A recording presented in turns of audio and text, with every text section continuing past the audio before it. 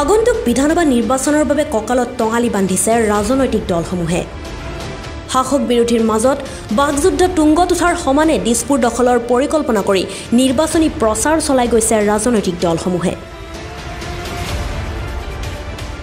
ৰাজনৈতিক দলসমূহে সমষ্টি পৰ্যায়তো প্ৰচাৰ আৰম্ভ কৰিছে। পিছ পৰি থকা নাই সৰুপথাৰ বিধানসভা সমষ্টিৰ বিজেপিৰ নেতাকৰ্মী।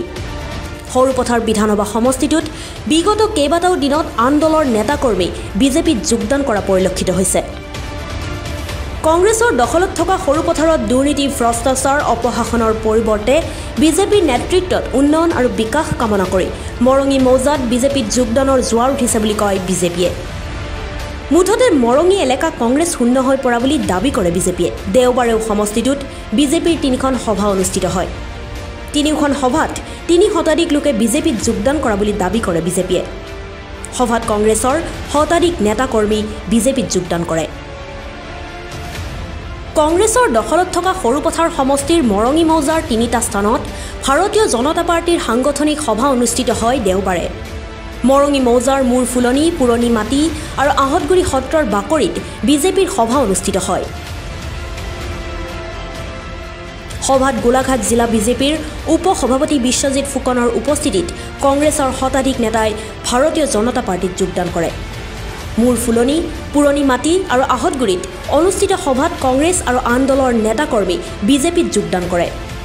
পুৰণি মাটি আহতগুৰি সত্ৰৰ বাকৰিত অনুষ্ঠিত সভাতো কংগ্ৰেছ আৰু আন দলৰ নেতাকৰ্মী বিজেপিত যোগদান কৰে।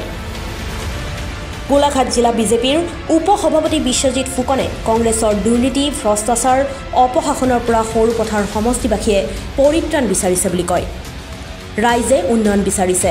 কেন্দ্ৰ আৰু ৰাজ্যত বিজেপি চৰকাৰ, দুয়োখন চৰকাৰে বহু উন্নয়নমূলক কাম কৰি দেশ আৰু ৰাজ্যক বিশ্বত জিলিকাই তোলা বুলি দাবী কৰে ফুকনে, যাৰ বাবে আজি আন আন দলৰ নেতাকৰ্মীয়ে বিজেপিৰ প্ৰতি আকৰ্ষিত হোৱা বুলি কয় ফুকনে।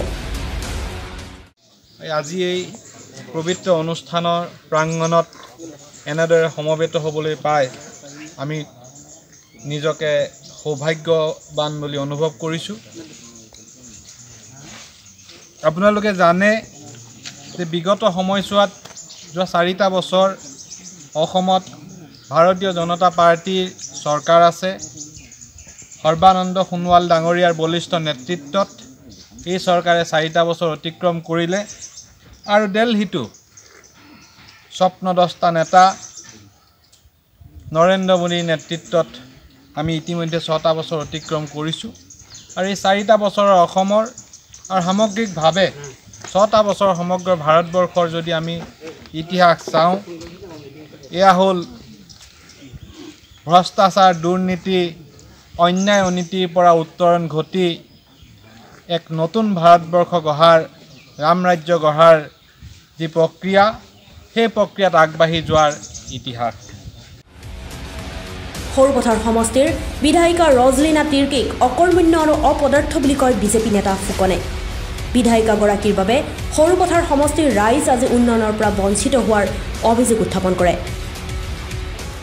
উন্নয়নৰ ক্ষেত্ৰত একেবাৰে পিছপৰা, সেইটো মই সদায় কৈ আহিছোঁ, আজিও ক'ম আৰু হয়তো এবছৰলৈ আমি ক'ব লাগিব। কাৰণ আপোনালোকে সেইটো জানে মৰঙীৰ ৰাস্তা পদূলি কেনেকুৱা। মই নিজে আহোঁতে পাইছোঁ। তাৰ উপৰঞ্চি ৰাইজে সদায় এটাই কমপ্লেইন, ৰাতি হ'লে হোৱাটছএপত এটাই ফটো পাম, ৰাস্তা ফটো। কিন্তু আজিলৈকে সেই ৰাস্তাখিনি কিয় বনোৱা হোৱা নাই, সেই কথাটো ৰাইজে উপলব্ধি কৰক। আমিতো মৰ্মে মৰ্মে উপলব্ধি কৰিছোঁ, কিন্তু ৰাইজেও উপলব্ধি কৰক। কাৰণ ইমান দিন আমি কাক ৰাজ শাসনত বহুৱাই থৈছিলোঁ, কি কাৰণে আমাৰ ৰাস্তাখিনি নহ'ল। প্ৰতিটো সমষ্টিত সমান ফাণ্ড আহে বিধায়কলে, কিন্তু বাকীবিলাক সমষ্টিত যদি বোকা গছকিবলৈ অকণো জেগা নাই, তেনেহ'লে আমাৰ সৰুপথাৰ সমষ্টি মৰঙী অঞ্চলটোৰ কথা মই বিশেষকৈ কৈছোঁ, সৰুপথাৰ এলেকাটোৰ কথা বাৰু মই নাই কোৱা। কিন্তু কিহৰ কাৰণে ইমান আমি বোকা গছকি থাকিবলগীয়া হৈছে? আমাৰতো সমান অধিকাৰ আছে, আমিও ভোট দিছোঁ, তেওঁলোকেও বাকী সমষ্টিৰ ৰাইজেও ভোট দিছে। গতিকে সেই কথাটো আমি বিচাৰ কৰিব লাগিব এতিয়া। সভাত মৰঙী জিলাৰ পৰিষদৰ সদস্যা পূৰবী শৰ্মা, সৰুপথাৰ বিজেপিৰ জ্যেষ্ঠ নেতা দীনেশ ভিলেৰিয়া, ঠেঙাল কছাৰী পৰিষদৰ সদস্যা হৰপ্ৰভা ঠেঙাল উপস্থিত থাকে।